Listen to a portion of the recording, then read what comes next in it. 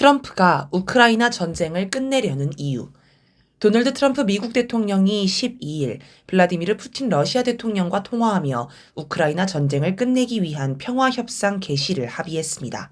캐롤라인 레빗 백악관 대변인은 이와 관련해 우크라이나 전쟁을 최종적으로 끝내는 평화협상에 진심으로 전념하고 있다라고 했습니다. 현재 트럼프 대통령은 우크라이나 전쟁에 관해 유럽이 갈등 해결을 주도하라고 요구합니다. 미국은 발을 빼겠다는 것입니다.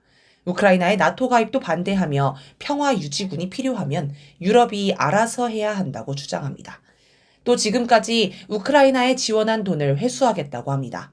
트럼프 대통령은 미국이 우크라이나에 약 3,500억 달러를 투입했다며 이를 돌려받기 위해 우크라이나에 매장된 히토류 5천억 달러어치를 가져가겠다고 했습니다. 문제는 우크라이나 히토류의 대부분은 러시아가 점령한 동부 지방에 매장되어 있다는 것입니다. 그렇다고 러시아가 차지한 영토를 되찾을 생각도 없습니다. 현실적으로 불가능하다고 봅니다. 그래서 전문가들은 미국과 우크라이나의 히토류 거래에 관해 가능성이 작다고 전망합니다. 이 문제는 결국 러시아와 협상으로 풀어야 하는데 가능할지 의문입니다. 피트 헤그세스 미국 국방부 장관은 12일 벨기에 브뤼셀에서 열린 우크라이나 방위 연락그룹 회의에서 미국의 구상을 구체적으로 설명했습니다. 그는 우크라이나 국경을 2014년 이전 상태로 되돌리는 것이 비현실적인 목표임을 인정해야 한다. 거짓된 목표를 추구하면 고통만 더 커질 뿐이라고 했습니다. 또 우크라이나가 원하는 나토 가입에 대해서도 우크라이나 평화협상의 현실적 결과물이라 보지 않는다라고 했습니다. 그는 종전 후 평화 유지군의 필요성은 인정했지만 미군이 파병되는 일은 없을 것이며 나토의 후원을 받지도 않을 것이라고 했습니다.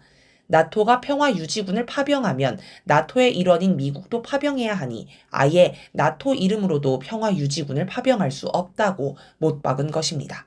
한편 트럼프 대통령이 임명한 키스켈로그 우크라이나 평화협상 특사는 볼로디미르 젤렌스키 대통령을 겨냥해 대다수 민주주의 국가는 전쟁 중에 선거를 치른다. 그렇게 하는 게 중요하다고 생각한다. 라고 지적했습니다. 현재 젤렌스키 대통령은 지난해 3월 20일로 임기가 끝났지만 전쟁을 핑계로 대선을 미루고 있습니다. 켈로그 특사의 발언은 사실상 젤렌스키 보고 물러나라는 신호입니다. 미국이 우크라이나에 요구하는 것들은 모두 러시아가 요구했던 것입니다. 그리고 우크라이나와 유럽에 불리한 것들입니다. 그래서 러시아의 승리, 푸틴의 승리라는 평가가 나옵니다. 반면 젤렌스키 대통령은 미국이 준비된 계획이 있다고 보지 않는다라며 불만을 표했고 유럽도 미국이 협상 시작 전부터 러시아에 양보했다며 반발했습니다. 그럼 트럼프 대통령은 왜 우크라이나 전쟁을 끝내려고 서두르는 걸까요? 지금 전쟁을 계속하면 결국 우크라이나가 패배한다는 건 젤렌스키 대통령을 제외하고 모두가 압니다.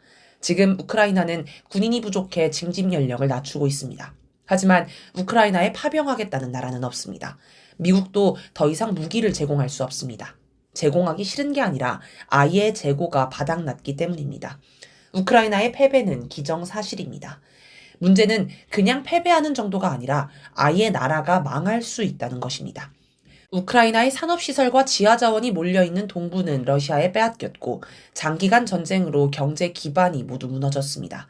한창 일할 수 있는 사람들은 전쟁터에서 죽거나 징집을 피해 해외로 도망갔습니다.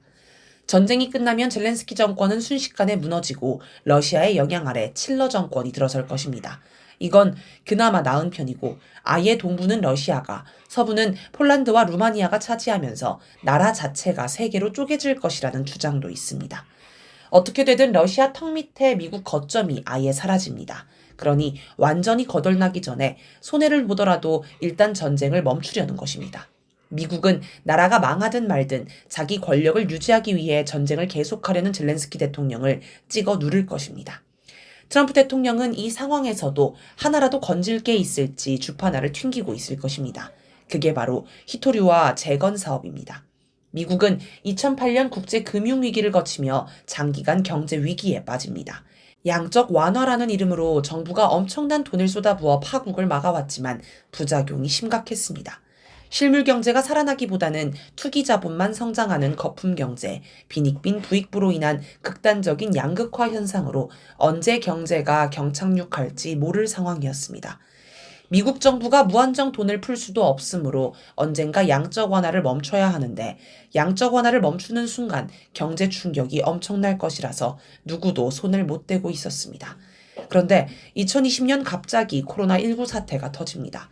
경제가 파국으로 흘러갔지만 다들 코로나19 때문이라고 여겼기 때문에 정부 처지에서는 바이러스 덕을 본 셈입니다. 그 후 미국은 시엘가스에 승부를 걸었습니다. 시엘가스 개발로 1위 산유국 자리를 탈환한 미국은 새로운 석유가스 판로를 찾다가 유럽에 눈독을 들이기 시작했습니다. 유럽이 러시아의 에너지 자원을 의존하는 걸 보고 우크라이나 전쟁을 일으켜 유럽과 러시아를 갈라놓았습니다. 유럽은 울며 겨자 먹기로 바로 옆에 값싼 러시아 가스를 두고 멀리서 비싼 미국 가스를 수입해야 했습니다. 전쟁 덕에 미국 시엘가스 업계는 떼돈을 벌었습니다. 그런데 우크라이나 전쟁을 통한 시엘가스 호황은 바이든 정권의 치적입니다. 트럼프 대통령 처지에서는 이걸 계속 이어나가 봐야 바이든 민주당 좋은 일만 하는 것입니다. 그래서 트럼프 대통령은 독자적인 사업을 물색하다가 우크라이나의 히토류를 골랐습니다. 또 자기 전공인 부동산 사업과 관련한 우크라이나 재건 사업에도 관심이 많습니다. 물론 이런 걸로 미국이 얻는 것보다는 잃는 게 훨씬 큽니다. 러시아의 승리로 전쟁이 끝나면 전 세계가 러시아와 손을 잡으려 할 것입니다. 미국의 압박에 못 이겨 대러 제재에 동참했던 나라들도 고개를 숙이고 러시아에 접근할 것입니다. 한국 기업들은 하루빨리 대러 제재가 끝나기를 기다리고 있습니다. 현대차는 전쟁 초기에 대러 제재만 끝나면 공장을 돌려받기로 하고 러시아 공장을 현지 기업에 사실상 거저 넘겨줬습니다. 당연히 돌려받으러 갈 것입니다. 러시아에서 인기가 많았던 삼성 갤럭시 스마트폰도 다시 들어갈 것입니다. 물론 그 사이에 중국 기업이 시장을 차지해 삼성이든 현대든 손해가 막심하지만 그건 윤석열이 대러 제재에 동참했기 때문에 감수해야만 하는 부분입니다. 한국뿐 아니라 다른 나라들도 너도 나도 러시아에 몰려갈 것입니다. 경쟁력 우위에 있는 러시아 천연가스도 불티나게 팔릴 것입니다. 러시아가 급성장하면 미국 서방과 대척점에 있는 브릭스도 급부상할 것입니다. 이런 현상은 전 세계에 시사하는 바가 큽니다. 트럼프 대통령은 유럽 전선을 포기하고 대신 중국 봉쇄에 사활을 걸려고 합니다. 그런데 전쟁까지 치른 러시아가 승승장구하는 걸 본 다른 나라들이 미국 눈치를 보며 중국 봉쇄에 동참할까요? 미국 눈치 보며 러시아에 등을 돌렸다가 경제 몰락의 길을 걷는 유럽에서 이미 많은 나라가 충분한 교훈을 찾았습니다. 중국은 세계 최대 시장이며 최근 딥시크 충격으로도 확인되듯 첨단 기술 수준도 세계 선두를 달립니다. 미국의 중국 봉쇄는 절대 성공할 수 없습니다. 미국 패권 몰락은 이제 막을 길이 없습니다.